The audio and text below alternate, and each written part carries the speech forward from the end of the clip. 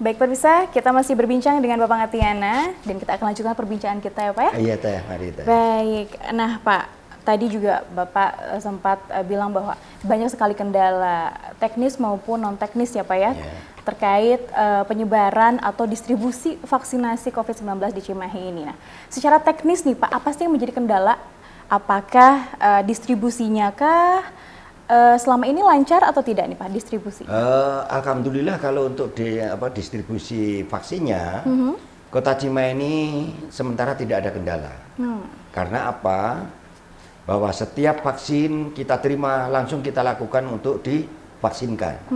Apabila kira-kira 2 hari, 3 hari vaksin diperkirakan 3 hari akan selesai atau habis, dari Dinas Kesehatan sudah mengajukan lagi ke provinsi. Sehingga pada saat itu habis, ini sudah datang lagi. Sehingga alhamdulillah untuk vaksinasi terpenuhi sampai saat ini dan masih lancar untuk vaksinnya ya. Jadi bagi Kota Cimahi sih tidak ada kendala yang signifikan untuk pelaksanaan ataupun pengadaan vaksinnya. Baik, ya. Dari petugas kesehatan sendiri nih Pak, seperti apa? Nah, alhamdulillah petugas kesehatan memang pada awalnya pada bulan Juni-Juli kemarin itu ada kesulitan tentang tenaga kesehatan. Karena apa? Di rumah sakit sendiri pada saat itu terjadi ada 338 tenaga kesehatan dan dokter yang terkonfirmasi positif. Akhirnya Pak rumah sakit goncang karena apa? Ya.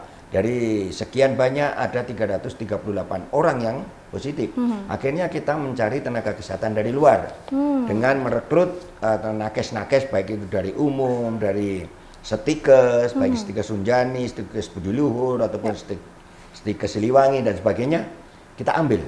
Alhamdulillah pada saat itu juga mendapatkan sekitar 32 orang tenaga kesehatan yang bisa masuk membantu di pemerintah Kota Cimahi khususnya di Rumah Sakit Umum Cibapat itu.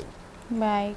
Nah, antisipasi pasti dilakukan ya Pak ya oleh Kota Cimahi. Nah, ini untuk mencegah Pak, antisipasi untuk mencegah lonjakan kembali terjadi COVID-19, apa saja yang dipersiapkan oleh Alhamdulillah untuk persiapan kita memang antisipasi ya Teh ya.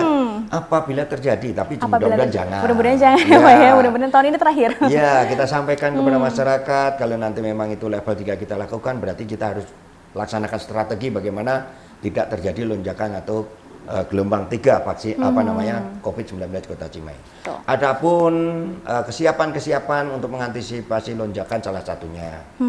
Berarti kita harus menyiapkan rumah sakit ya. Tempat tidurnya ya. Kemudian kita harus menyiapkan oksigennya. Kita harus menyiapkan tenaga kesehatannya. Juga kita siapkan obat-obatnya kan gitu ya.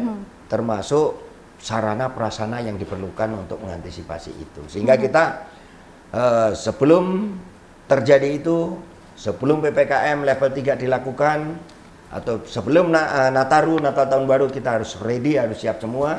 Apabila terjadi hal itu, semua sudah siap bekerja. Nah itu salah satunya yang untuk mengantisipasi kita. Baik, untuk penyekatan sendiri Pak, akan dilakukan juga penyekatan? Kemungkinan nanti kalau masalah penyekatan, kalau sudah pada saatnya diberlakukan level 3, ya sambil menunggu Inmendagrinya ya, kalau memang diberlakukan level 3, berarti kita segera mengambil tindakan secara cepat, baik itu pemerintah, Dishub, kepolisian, Satpol PP, untuk mengambil langkah, salah satunya penyekatan yang tidak perlu. Nah ini akhirnya disekat, bagaimana pendatang-pendatang dari luar untuk dihentikan jangan sampai masuk dan sebagainya. Pasti ada beberapa ruas yang disekat.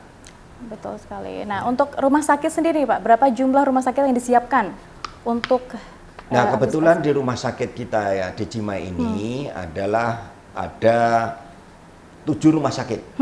Nah 7 rumah sakit, salah satunya Rumah Sakit Umum Cibabat, Rumah Sakit Dustira, juga Mitra Kasih, Rumah Sakit Kasih Bunda, juga Rumah Sakit Mal, ya, kemudian Abisena dan sebagainya, Rumah Sakit Baru dan sebagainya. Ada 7 rumah sakit yang kita siapkan untuk antisipasi. Dan kemarin bulan-bulan kemarin juga tetap kita gunakan itu semua.